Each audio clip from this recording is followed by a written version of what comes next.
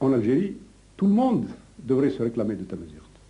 Mais beaucoup de gens sont complexés et comme l'arabisation s'est accompagnée de l'islamisation et comme les gens sont devenus croyants, qui sont devenus musulmans, à partir de là, ils se croient obligés d'être arabes, c'est-à-dire l'islamisation a entraîné l'arabisation et par là même le reniement de la langue.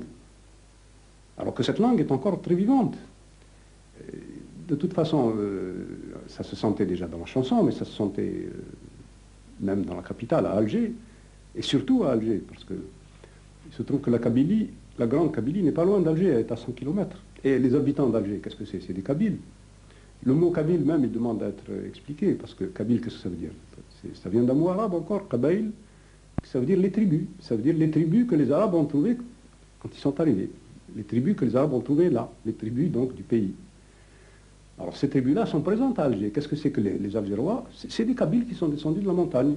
Et cette langue, on l'entend tous les jours dans la rue.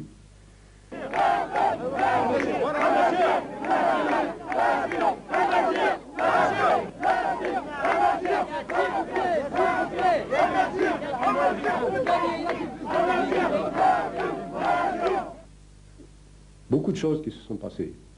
Beaucoup de groupes qui ont été interdits. Bon, nous, on a commencé à ce moment-là, avec la guerre de 2000 ans, un travail sur l'histoire. L'histoire de la Kaïna, par exemple, qui est notre grande héroïne nationale. C'est un peu notre Jeanne d'Arc. C'est une femme qui a été à la tête des tribus en Algérie et qui a résisté aux Arabes, à l'invasion arabe, et qui est morte au combat.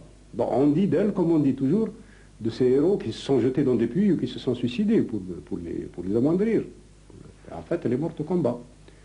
Et à partir du moment où nous avons fait cette pièce, nous l'avons faite en arabe populaire, traduite en tamazight, et puis nous avons commencé un travail dans les universités, dans les lycées, juste parallèlement et un peu avant et parallèlement aux événements qui ont conduit à Tizi Ouzou, les fameuses manifestations de Tizi Ouzou. Bon, là aussi, c'est une chose très...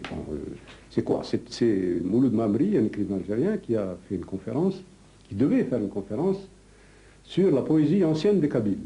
Bon, ça n'a rien de... Hein, apparemment, ça n'a rien de subversif. C'est la poésie ancienne des Kabyles. Bon, mais comme la chose commençait à devenir explosive, la wilaya, le préfet, quoi, a interdit la conférence. Bon, il a interdit la conférence, alors à ce moment-là, les étudiants sont descendus dans la rue et la population s'est solidarisée avec eux de manière massive et il y a eu une répression très féroce qui a fait que le mouvement a eu un profond retentissement dans toute l'Algérie. Il continue à l'heure actuelle. Nous avons maintenant, par exemple, une grande partie des créateurs qui sont en exil, beaucoup sont en France. Et nous avons un grand poète ici actuellement qui s'appelle Mahia, qui est devenu épicier, ici à Paris. Bon, c'est un homme extraordinaire parce qu'il écrit lui-même, c'est un poète, il écrit en tamazight et il traduit. Il a traduit Beckett, il a traduit Pirandello en tamazight. Alors qu'on nous disait que cette langue c'était un patois destiné à mourir, qu'il n'y avait rien à faire, etc. Bon, des hommes comme ça montrent que la langue est vivante. Et à l'heure actuelle, je crois que notre combat, c'est ça. C'est affirmer dans cette langue une Algérie qui soit débarrassée, qui soit désaliénée, aussi bien du mythe de l'Algérie française que du mythe de l'Algérie arabo-musulmane, qui soit enfin l'Algérie elle-même, l'Algérie tout court. Et c'est déjà beaucoup, parce que l'Algérie tout court nous ramène à une autre dimension, c'est la dimension africaine.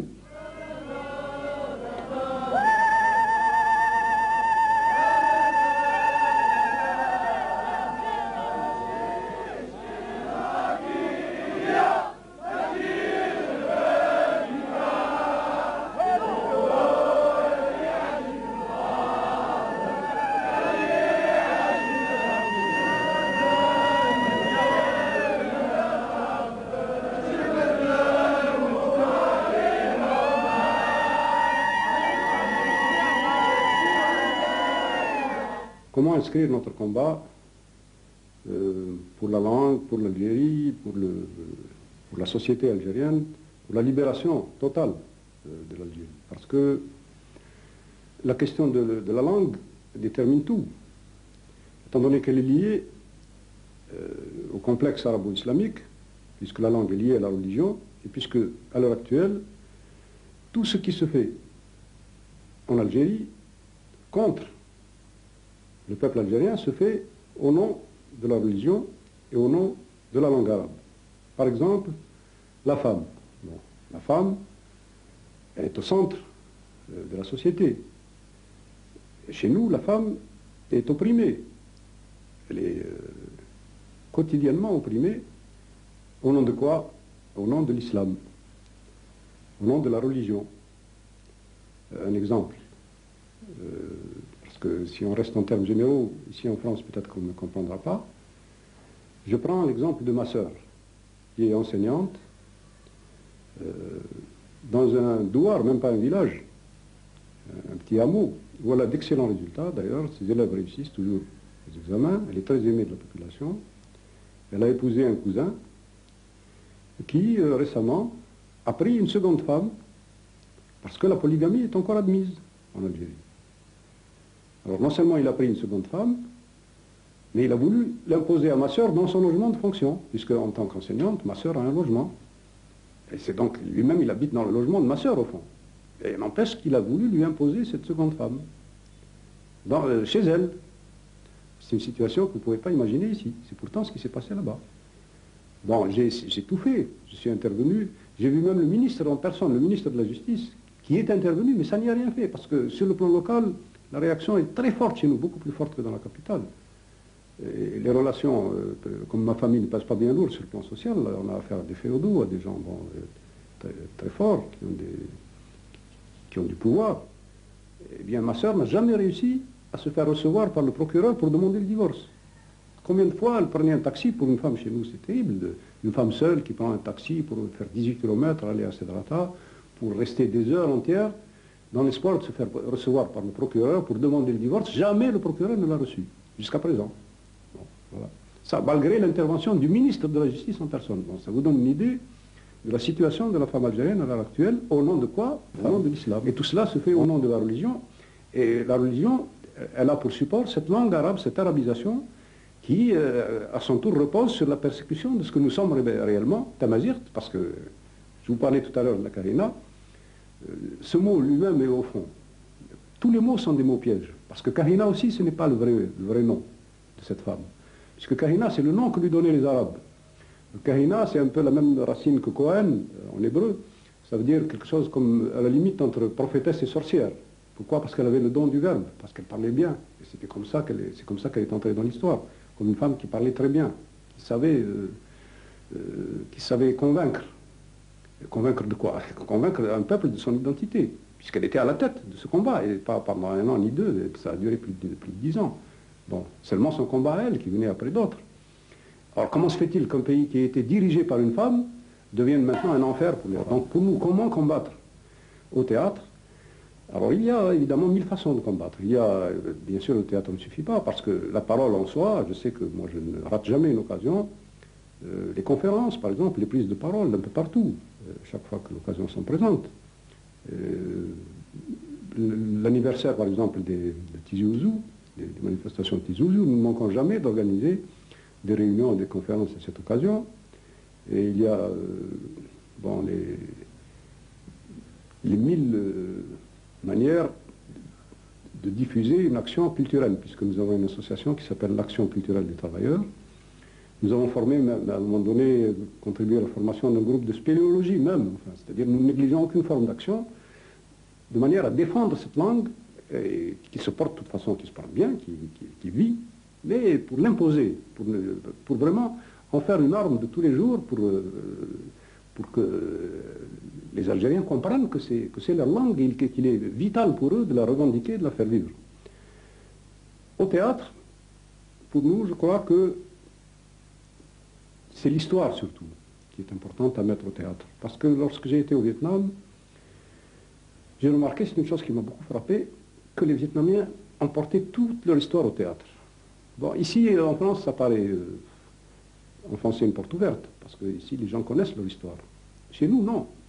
Et justement, les régimes autoritaires le régime antipopulaire repose en grande partie sur l'ignorance des gens. Quand on ne sait pas qui on est, quand on hésite entre ce qu'on est et ce qu'on n'est pas, naturellement, ça laisse le champ libre à toute forme à toutes sortes d'oppression et de dictature. Lorsque les gens savent qui ils sont, on l'a vu avec l'idée de l'indépendance. Tant que les Algériens ne croyaient pas à l'indépendance, tant qu'il ça leur semblait utopique ou tant qu'ils n'en étaient pas convaincus, on pouvait penser que l'Algérie était devenue française. Elle n'avait pas bougé pendant longtemps. Mais le jour où on a vu, par exemple, qu'un peuple comme le peuple vietnamien avait réalisé cette idée, que c'était plus une utopie, bon, ça a fait le tour de l'Algérie en quelques années. Alors maintenant, allons imposer l'indépendance, oui, le drapeau, oui, mais qu'est-ce que ça recouvre? Qu'est-ce que c'est exactement? Est-ce que nous sommes réellement libres? Est-ce que nous sommes réellement nous-mêmes? Est-ce que l'Algérie est réellement aujourd'hui libérée, entièrement libérée? Non. Elle est libérée du colonialisme français. Mais il y a encore d'autres formes de colonialisme. Parce qu'après tout, le colonialisme français a duré 130 ans. Hein. Le colonialisme turc a duré quelques siècles. Mais quelle est la plus épaisse couche de colonialisme? C'est bien la couche arabo-islamique, parce que celle-là date de 13 siècles. C'est 13 siècles d'oppression, parce que pendant ces 13 siècles, maintenant on tend à nous faire croire que nous sommes devenus arabes et musulmans, comme si ça allait de soi, et comme si ça ne nous avait pas été imposé par les armes, par la violence. Parce que pendant tous ces siècles, on a imposé l'arabe et persécuté Tamazight. Et nous le voyons aujourd'hui, ça continue. Alors maintenant, ils ne sont pas anti-arabes, pas tout. Mais ça, d'abord, il n'y a pas de monde arabe, ça n'existe pas. Hein, n'existe pas. Hein. Il n'y a pas de peuple arabe autre que le peuple d'Arabie Saoudite. Quant au peuple de langue arabe, chacun son arabe. Ces peuples de langue arabe sont nos frères au même titre que tous les autres peuples, sans aucune priorité. Je ne vois pas pourquoi on privilégierait un arabe. Pour moi, qu'il soit arabe, africain ou sud-américain, un peuple est un peuple. L'internationalisme suppose qu'on ne s'en tienne pas à ces régionalismes qui sont en fait des pièges du nationalisme, une autre sauce, élargie, délayée, dans les relents d'histoire, etc. Maintenant, nous voulons mettre les points sur les i, et le théâtre nous permet. Alors nous sommes sûrs de gagner, il n'y a pas de doute. Ça demandera certainement beaucoup de temps. Mais ces combats-là sont des combats de longue haleine. D'ailleurs, plus ça dure, et mieux ça vaut, parce que ça permet d'approfondir les choses. Puisque nous, notre but n'est pas de prendre le pouvoir. Hein. Notre but, c'est de tourner le dos à toute forme de pouvoir. Notre but, c'est de nous adresser au peuple pour qu'il se retrouve lui-même et qu'il exerce lui-même tous les jours son propre pouvoir. Et il le peut. Ça paraît utopique, mais je reviens à la phrase de Lénine quand il disait une femme de ménage devrait pouvoir s'occuper des affaires de l'État. Ben, effectivement, c'est ça. Il faut arriver à une prise de conscience des gens telle qu'ils puissent s'occuper de leurs propres affaires sans avoir besoin de les déléguer ni au maire, ni au conseiller général, ni aux députés. Puisqu'après tout, les choses ne sont pas sorcières.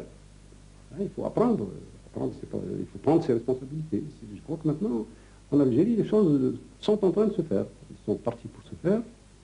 Et nous savons que nous ne sommes pas seuls. Et nous savons aussi que dans l'immigration, nous avons des forces très importantes qui sont au travail.